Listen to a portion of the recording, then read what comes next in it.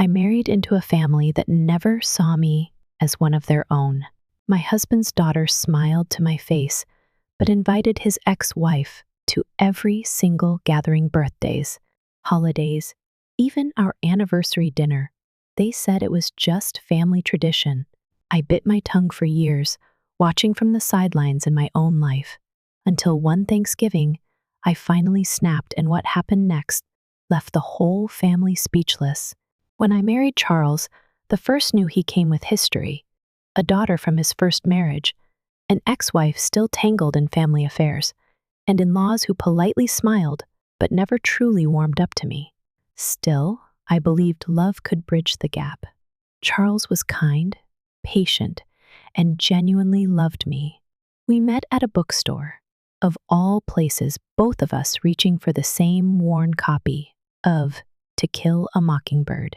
He smiled, I blushed, and 3 months later, we were inseparable. He proposed quietly over dinner, just us and the sound of Sinatra humming from the speakers. His daughter, Erica, didn't say much when we broke the news. She was polite, but cold. "Congrats," she said, her smile tight. I brushed it off. Maybe it was just the shock. She was in her early 30s, with 2 kids of her own, divorced but still close with her mother, Charles's ex, Margaret. The first warning sign came at our engagement party. Margaret was there, front and center, laughing loudly with Charles's sister like nothing had changed.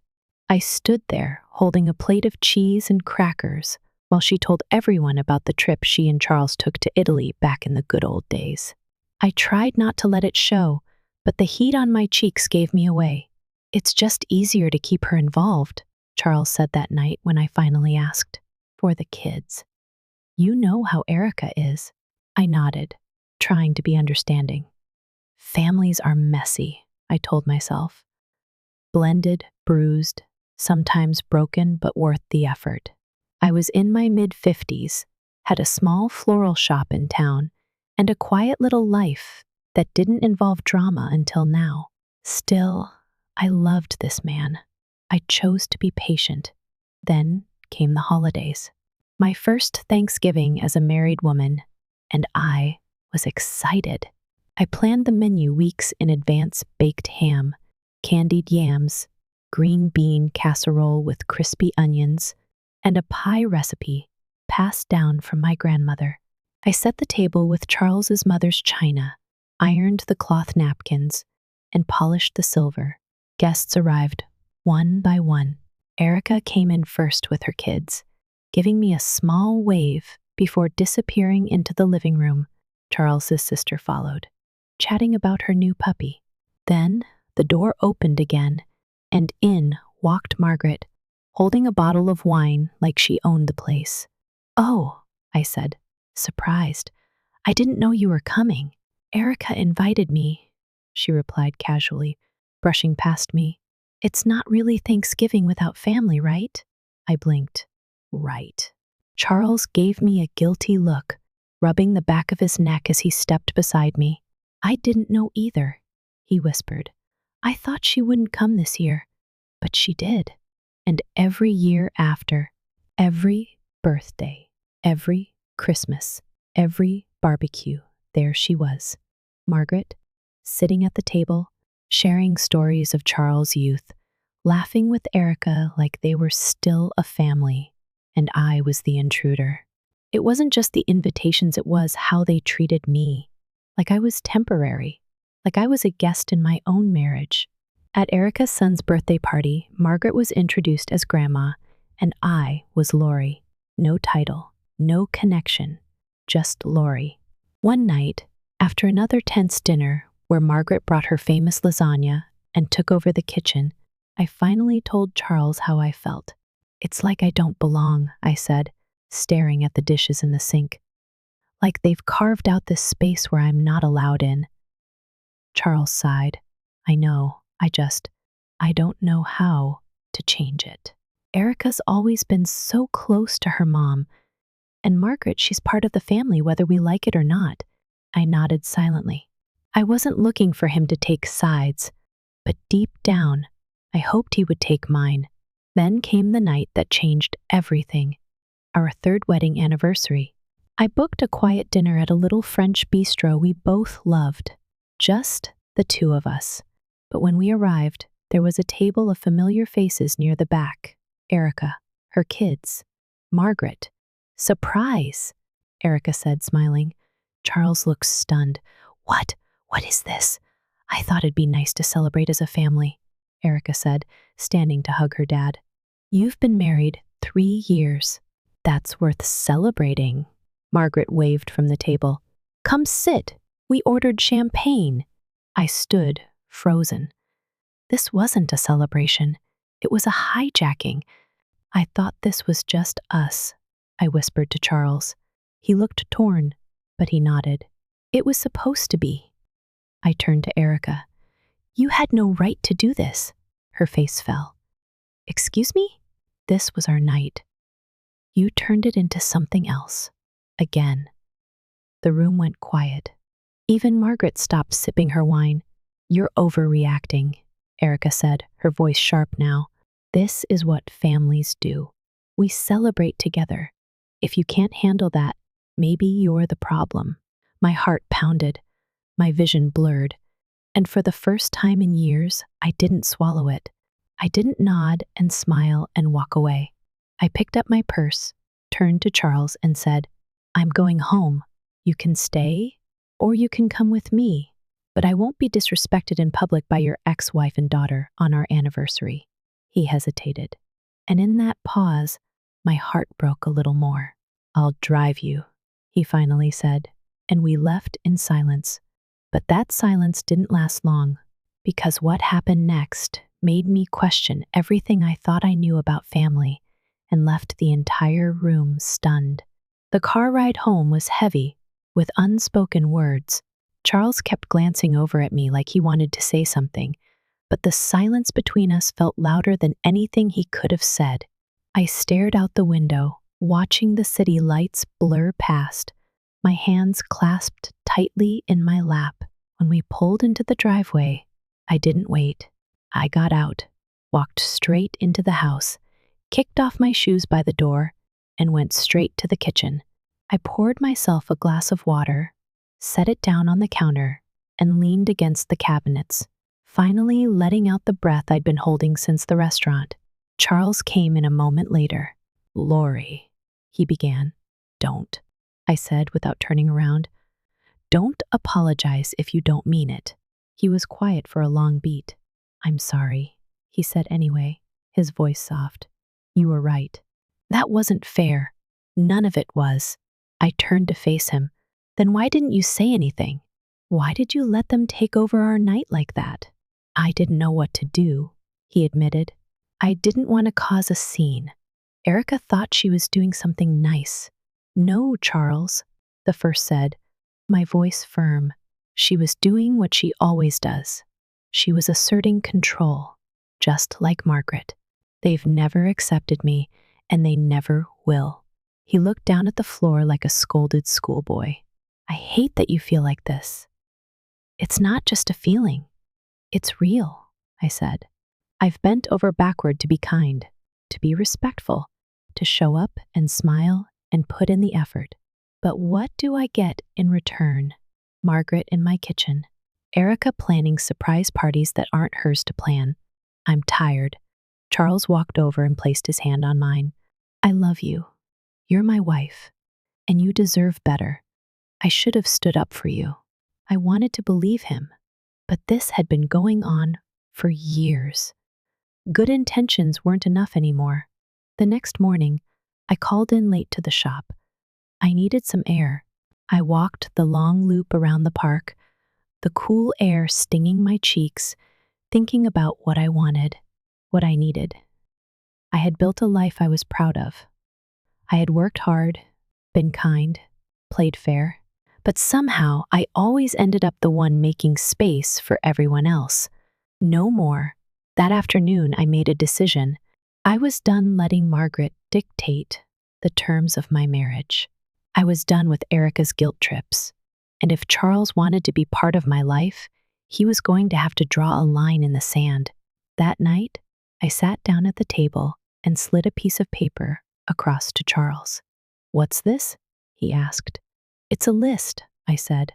"A boundary list? From now on, Margaret is not invited to any event at our home unless I explicitly agree.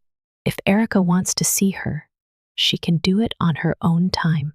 And you," I paused, "you don't get to sit on the fence anymore. If you love me, if you respect me, you'll stand up for me.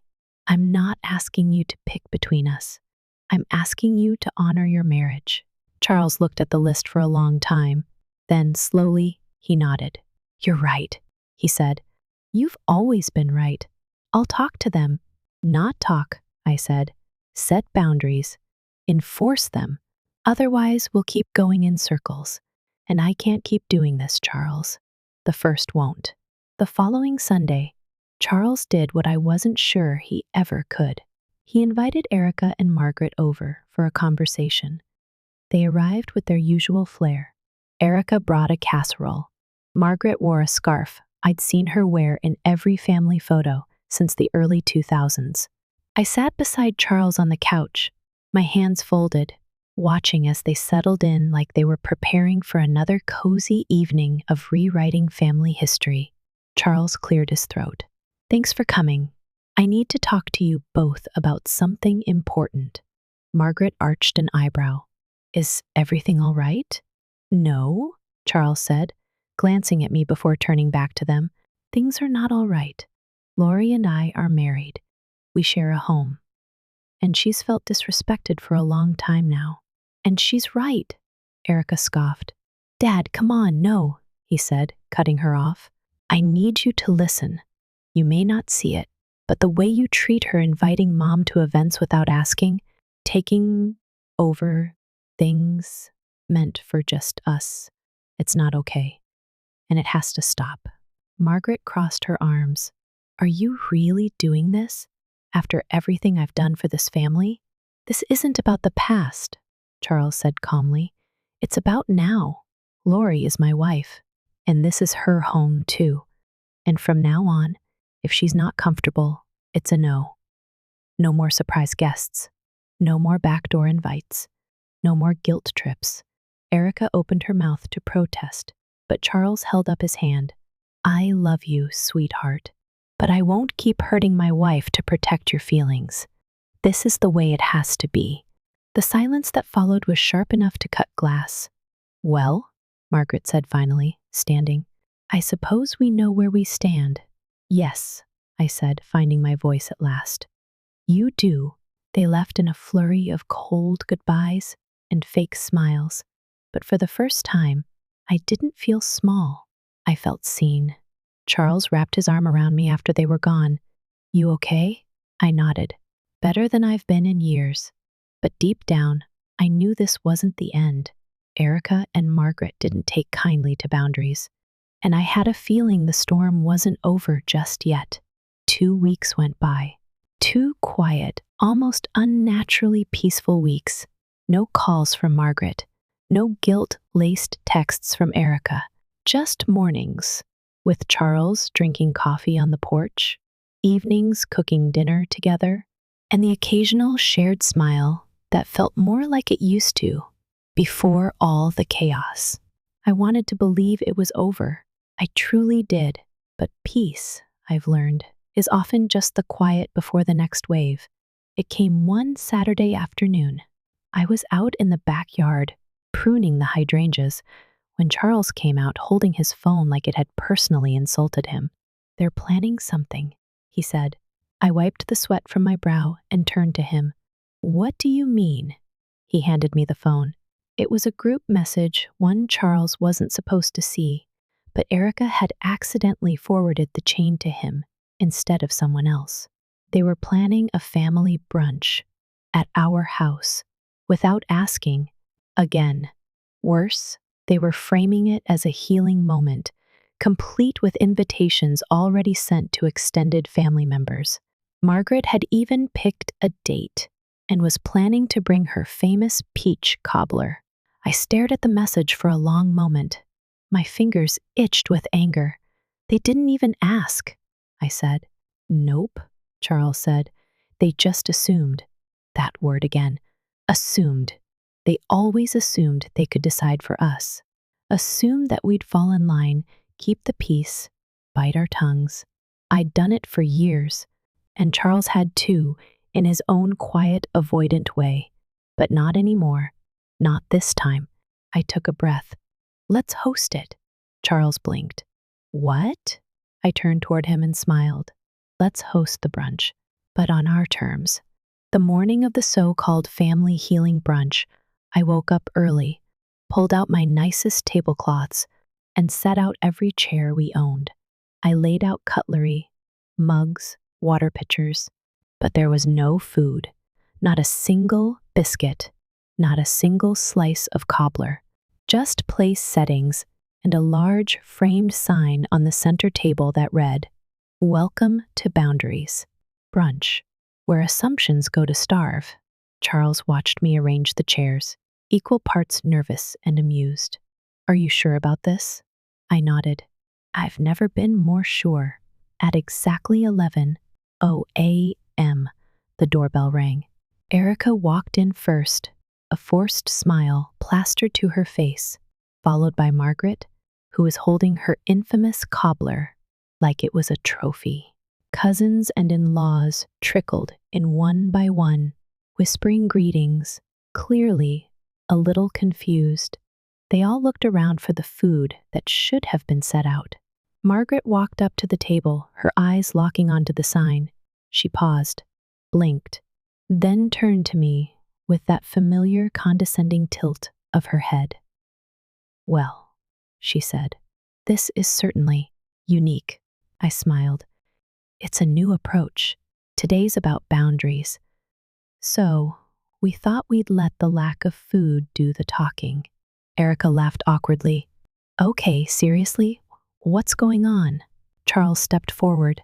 "We need to be clear. This event was planned without our knowledge or consent. Again. And we're done letting that happen." Murmurs rippled through the group. Someone cleared their throat. "This is our home," I added, "and our life. You don't get to treat it like a community center or crash pad for emotional projects." Margaret's eyes narrowed. "Is this about the guest list? Because I thought it was implied." "Nothing is implied anymore," Charles cut in. "From now on, if we don't explicitly say yes, it's a no." Erica folded her arms. "So, what? This is a setup? You tricked us?" "No," I said. "You invited yourselves. We're just using this moment to be crystal clear. This house isn't a shared resource. It's our home, and our family relationship doesn't give you the right to bulldoze us." The tension was thick. I half expected Margaret to throw the cobbler at my head. Instead, she set it down carefully on the table. "I see," she said coolly. "Well then, I suppose we're not welcome here." Charles walked over and picked up the cobbler. "You're welcome here when you're respectful, but not when you assume control." Margaret looked ready to argue, but Charles was standing his ground, and that, more than anything, seemed to stun her into silence. The rest of the group shuffled awkwardly. Some left. A few apologized. Erica stood frozen, mouth tight, clearly trying to figure out how she'd lost control of the narrative. Eventually, she turned and walked out without a word. As the door closed behind them, Charles looked at me. "Too much?" "Perfect," I said, slipping my hand into his. Weeks passed. Margaret didn't call. Erica didn't text. There were no surprise visits, no backdoor planning, just quiet. Real, lasting quiet. One evening, Charles and I sat on the porch, watching the sunset. He reached over and took my hand. "I should have done this sooner," he said. "Stood up for you." I squeezed his fingers. "We did it together. That's what matters." He looked out toward the horizon. "Do you think they'll come around eventually?" I thought about it. "Maybe," I said. "But even if they don't, we're still okay. Because the truth is, peace doesn't come from pleasing everyone. It comes from finally deciding that your happiness is not up for negotiation. And in the end, No matter what, this was our home, our life. And the door? It stayed locked until someone knocked with respect. As we grow older, we come to understand that peace isn't something we stumble upon, it's something we fight for, protect, and often must reclaim. This story reminds us that no matter how deep family ties run, respect must run deeper. Setting boundaries doesn't mean shutting people out, it means valuing yourself enough to say, "This is my life, and I won't let others take it over." For many of us in our 60s and beyond, we've been taught to sacrifice for family, to always keep the peace, even when that peace comes at the cost of our well-being. But there comes a time when standing up for yourself isn't selfish, it's necessary. It's about teaching others how to treat you, even if it means facing pushback from the people you love. This story isn't just about reclaiming a house, it's about reclaiming dignity. And maybe it's a reminder that it's never too late to demand the respect you've always deserved. Have you ever had to draw a line even when it hurt? If you believe setting boundaries is a form of self-respect, comment why.